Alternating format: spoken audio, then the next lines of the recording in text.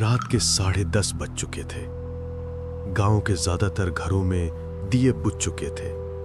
बस कहीं कहीं किसी खिड़की से लालटेन की पीली कमजोर रोशनी झिलमिला रही थी। ठंडी हवा खेतों के बीच से गुजरते हुए एक अजीब सा सन्नाटा फैला रही थी। ये वो सन्नाटा नहीं था जो सुकून देता है, ये वो सन्नाटा था जो किसी तूफान के आने का संकेत देता है। दूर कहीं कुत्तों के रोने की आवाजें माहौल को और भी ज्यादा डरावना बना रही थी। रामकिशोर अपने पुराने मिट्टी के घर के बाहर चारपाई पर बैठा था। घर में उसकी पत्नी शांति और 10 साल का बेटा पप्पू सो चुके थे। रामकिशोर बेचैन था। वो बीड़ी फूंकते हुए आसमान की ओर देख रहा था। काले बादलों के बीच कभी कभी बिजली चमक उठती और कुछ पल के लिए सब कुछ रोशन हो जाता, फिर वही गहरा अंधेरा। उसी वक्त रामकिशोर की नजर गली के मोड़ पर गई। धुंध और कोहरे के बीच से एक आदमी उसकी तरफ आता दिखा। लंबा, दुबला पतला, सिर पर एक अजीब सी पुरानी टोपी और हाथ में एक मैला सा थैला लटकाए हुए। उसके चलने का ढंग बड़ा अजीब था। उसके कदम धीमे थे मगर भारी थे, जैसे हर कदम के साथ जमीन हिल रही हो। रामकिशोर ने अपनी आंखें मिचकाई। इतनी रात गए कौन आ रहा है इस तरफ? गांव के लोग तो कब के सो गए। जब वो आदमी करीब पहुंचा तो रामकिशोर ने महसूस किया कि हवा अचानक और भी ज्यादा ठंडी हो गई है। इतनी ठंडी कि बेड़ी की गर्माहट भी खत्म हो गई। कौन है भाई? रास्ता भटक गए हो क्या? भाई साहब, रात बहुत हो गई है, कहीं ठहरने की जगह मिल जाएगी क्या? अरे भाई, ये कोई वक्त है आने का? यहाँ तो सब सो चुके हैं। तुम कौन हो? पहले कभी देखा नहीं तुम्हें इस गांव में। मुसाफिर हूँ, दूर से आया हूँ और बहुत दूर जाना है। देखो, सराय इन यहाँ से 2 कोस दूर है हाईवे पर। वहाँ चले जाओ, मेरे घर में जगह नहीं है। सराय बहुत दूर है भाई साहब, और मेरे पास वक्त कम है। बस एक रात की बात है। सुबह होते ही मैं धुआं हो जाऊंगा। पर मैं तुम्हें जानता नहीं। आजकल जमाना खराब है। जमाना तो जिंदा लोगों का खराब होता है भाई साहब। हम जैसे मुसाफिर तो बस शरण ढूंढते हैं। थोड़ी सी जगह दे दो, तुम्हारा भला होगा। रामकिशोर की नजर उस अजनबी की आंखों पर गई। उसकी आंखें अजीब थीं, गहरी, काली और बिल्कुल रूखी। उनमें कोई चमक नहीं थी, पर ना जाने क्यों रामकिशोर को लगा कि अगर उसने मना किया तो कुछ बुरा होगा। एक अजानी सी डर की लहर उसके शरीर में दौड़ गई। ठीक है, ठीक है, इतनी ठंड है, किसी को वापस भेजना पाप होगा। आ जाओ, अंदर आ जाओ। धन्यवाद। बस एक रात की बात है, सिर्फ एक रात। रामकिशोर ने उसे भीतर बुला लिया। मिट्टी के आंगन में लालटेन टिमटिमा रही थी। दरवाजे की आवाज सुनकर शांति जाग गई। कौन है जी? इतनी रात को किससे बातें कर रहे हैं आप? कोई मुसाफिर है क्या? हाँ, शांति। बेचारा ठंड में ठिठुर रहा था। कह रहा था बस रात काटनी है। मैंने सोचा वेरांडा में सो जाएगा। अजी, पर ये आदमी मुझे ठीक नहीं लग रहा।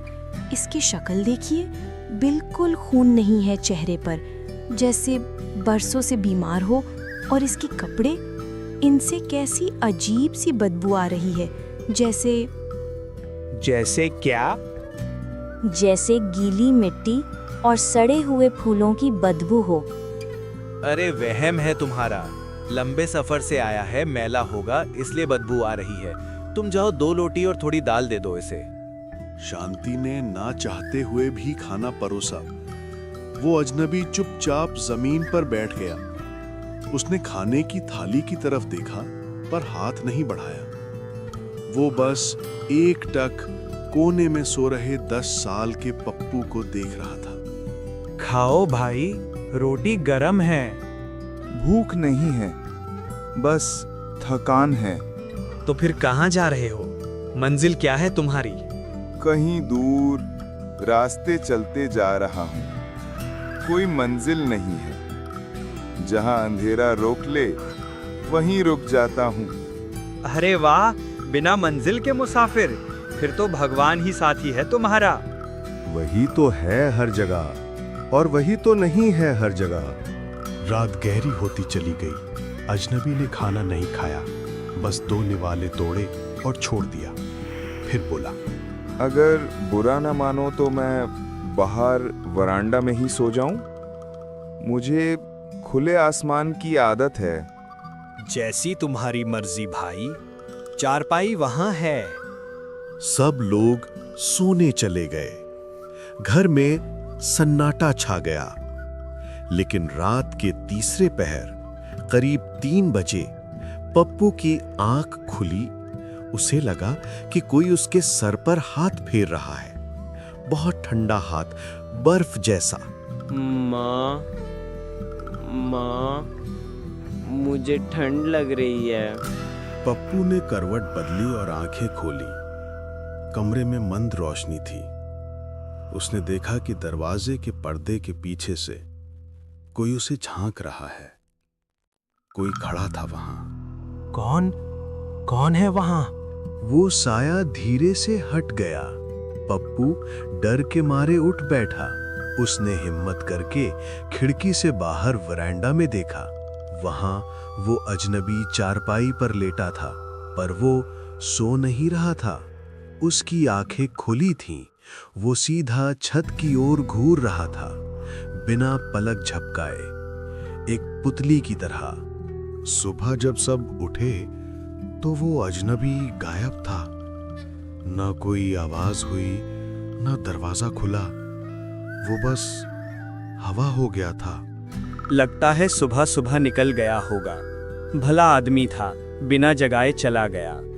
भला आदमी? जी जरा यहाँ देखिए, ये क्या है? रामकिशोर ने पास जाकर देखा। जिस चारपाई पर वो आदमी लेटा था, वहां बिस्तर पर ढेर सारी गीली मिट्टी पड़ी थी। ऐसी मिट्टी जो तालाब के किनारे होती है। ये मिट्टी कहाँ से आई? और देखिए, इसमें से कितनी गंदी बदबू आ रही है, जैसे कोई मरा हुआ जानवर हो। रामकिशोर ने मिट्टी झाड़ दी, पर वो अजीब सी बेचैनी उसके मन से नहीं गई। उसी शाम जब रामकिशोर खेत से वापस आ रहा था, तो उसने देखा कि गांव के तालाब के पास भीड़ लगी है। रामकिशोर, जल्दी आओ, देखो क्या निकला है तालाब से। साहब, पुलिस को एक लाश मिली है। कह रहे हैं कई दिन पुरानी है। हटो, हटो सब लोग पीछे।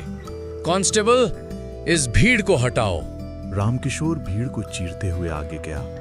जमीन पर एक लाश पड़ी थी। चेहरा सड़ चुका था, लेकिन कपड़े वही थे।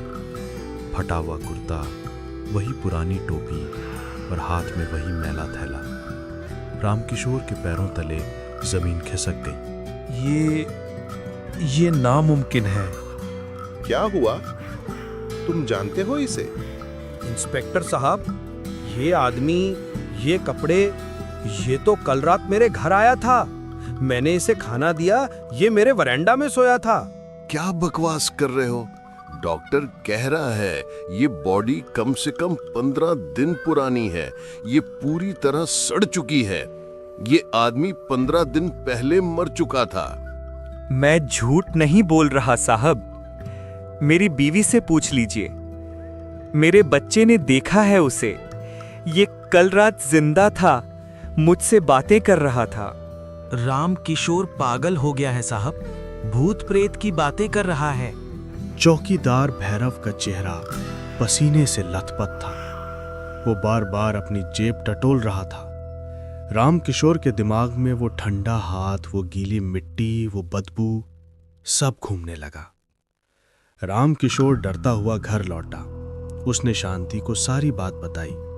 शांति रोने लगी। मैंने कहा था ना, मैंने कहा था वो इंसान नहीं है, उसकी परछाई नहीं थी। हाय राम, अब क्या होगा? हमने एक मुर्दे को अपने घर में पनाह दी। चुप हो जाओ, डरो मत। दरवाजे बंद कर लो, मैं गंगा जल छिड़क देता हूँ। रात हो गई, अंधेरा गहरा हो गया। 10:30 बजे ठीक उसी वक्त दरवाजे पर दस्तक हुई। कौन है? भाई साहब, मैं फिर आ गया हूँ, एक रात और ठहर जाओ। नहीं, तू चला जा यहाँ से। मैंने तेरी लाश देखी है तालाब में, तू मर चुका है। हाँ, मैं मर चुका हूँ, लेकिन मेरी चीज तुम्हारे पास रह गई है। कौन सी चीज? हमारे पास तेरा कुछ नहीं है। मेरा सिक्का, मेरा निशान। ढूंढो रामकिशोर, ढूंढो। पापा देखो। रामकिशोर ने दौड़कर चारपाई के नीचे देखा। वहां एक पुराना जंग लगा हुआ लोहे का सिक्का पड़ा था। रामकिशोर ने उसे उठाया। वो सिक्का इतना ठंडा था कि उसकी उंगलियां सुन्न पड़ गईं। मेरा सिक्का वापस कर दो या फिर मुझे जगह दे दो। इसे फेंक दीजिए, जल्दी फेंकिए। मैं इसे कुएं में फेंक देता हूँ। रामकिशोर ने सिक्का बाहर फेंक दिया, पर अगले ही पल उसकी जेब भारी हो गई। सिक्का वापस आ चुका था। अगली सुबह पंडित हरप्रसाद ने बताया कि इस आत्मा की मुक्ति के लिए उसकी लाश का विधि विधान से अंतिम संस्कार करना होगा। रामकिशोर, तुमने इसे खाना खिलाया था, इसलिए तुम्हें ही मुखअग्नि देनी होगी। पर याद रखना, आग लगाते ही पीछे हट जाना। शाम को शमशान घाट पर चिता सजाई गई। चौकीदार भैरव भी साथ था। रामकिशोर ने लकड़ियों में आग लगाई। आग जलते ही उसका रंग हरा और नीला हो गया। कितनी ठंडक है इस आग में। चिता के धुएं में से अजनबी का चेहरा बना। उसने चौकीदार भैरव को घूरा। भैरव, मेरे दोस्त, क्यों छुप रहा है? नहीं, मुझसे गलती हो गई। मैंने जानबूझकर नहीं किया। झूठ। तूने मेरे सिक्के के लिए मुझे मारा था। तुझे लगा वो सोने का है। तूने मुझे तालाब में धक्का दिया जब मैं सो रहा था। माफ कर दे, मुझे लगा तू कोई अमीर मुसाफिर है। सिक्का तो लोहे का निकला, पर तेरी किस्मत फूट गई। अब हिसाब बराबर होगा। एक जलता हुआ लकड़ी का टुकड़ा चौकीदार पर गिरा और वो वहीं जलकर राख हो गया। पाप का अंत हुआ। आग शांत हो गई। चलो शांति, बला टल गई। आज चैन की नींद सोएंगे। रामकिशोर वहां से जाने के लिए मुड़ा। उसने आदतन अपना हाथ अपनी जेब में डाला और वहीं रुक गया। उसका चेहरा पत्थर जैसा सफेद पड़ गया। नहीं, ये नहीं हो सकता। मैंने तो फेंक दिया था। रामकिशोर ने जेब से हाथ निकाला। उसके हाथ में वही ठंडा जंग लगा हुआ लोहे का सिक्का था। शुक्रिया दोस्त, मेरी चिता जलाने के लिए। तुम्हें लगा किस्सा खत्म हो गया? नहीं, किस्सा तो अब शुरू हुआ है। यह सिक्का मुसाफिर का बोझ है। जो मेरी चिता जलाता है वो नया मुसाफिर बन जाता है। अजी, क्या हुआ? रुके क्यों हैं? चलिए घर। घर? मुसाफिर का कोई घर नहीं होता शांति। ये कैसी बातें कर रहे हैं? चलिए, पप्पू इंतजार कर रहा है। पप्पू? हाँ, बच्चा बहुत मासूम है। उसकी उम्र लंबी होनी चाहिए, पर वक्त किसके पास है? रामकिशोर ने शांति की तरफ देखा भी नहीं। वो मुड़ गया और उसी घने अंधेरे खेत की तरफ चलने लगा। सुनिए, कहाँ जा रहे हैं? वापस आ जाइए। नया ठिकाना ढूंढने। अब मुझे हर रात नए दरवाजे पे दस्तक देनी है। भाई साहब, रात बहुत हो गई है। क्या रुकने की थोड़ी जगह मिलेगी?